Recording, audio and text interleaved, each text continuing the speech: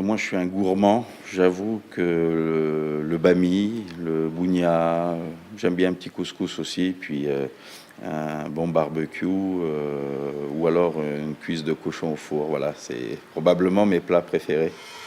Vous l'avez compris, le président du gouvernement, Philippe Germain, apprécie la bonne chère.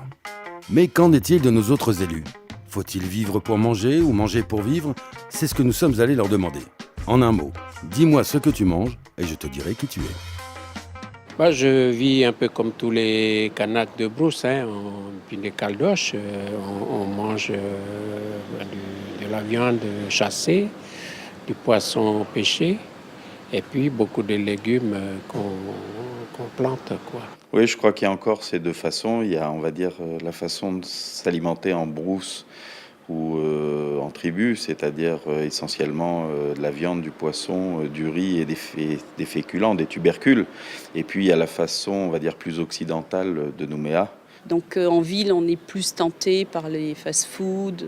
Et en brousse, on n'a pas de McDonald's ni de Quick. Donc on fait plus de cuisine. Quoique les pizzerias nous rattrapent, les plats préparés. Donc on s'accommode très rapidement des plats préparés.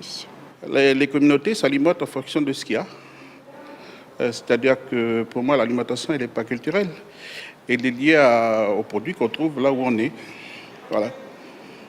C'est la manière de s'alimenter qui est culturelle. La révolution, chez nous, les Kanaks par exemple, c'était le frigidaire. Le frigidaire. Ça, c'était une sacrée révolution chez nous, les Kanaks. Parce qu'avant, on ne gardait pas nos mets. Parce que c'était pratiquement interdit de manger des mets que nous avions consommés hier, par exemple. On ne gardait pas les aliments. Voilà. D'ailleurs, dans certaines langues, il y a un mot pour dire le manger, qu'on mange aujourd'hui. Et puis le manger d'aujourd'hui qu'on va manger demain, il a un autre nom.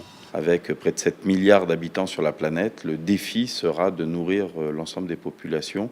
Et en Nouvelle-Calédonie, on a une terre qui est riche, on a une terre qui est vaste. Bon, maintenant, nous avons affaire avec des aliments qui viennent un peu de partout, notamment d'Europe, les boissons gazeuses, etc., qui amènent l'obésité et le diabète, etc. On a la chance aujourd'hui d'aller tous à l'école, donc on a une éducation aussi alimentaire, et peut-être pas suffisante, parce qu'on voit ici en Nouvelle-Calédonie plus particulièrement des problèmes de diabète. Il faut manger ce qu'on produit localement en priorité. C'est plus sain, et puis en plus c'est meilleur pour l'empreinte carbone.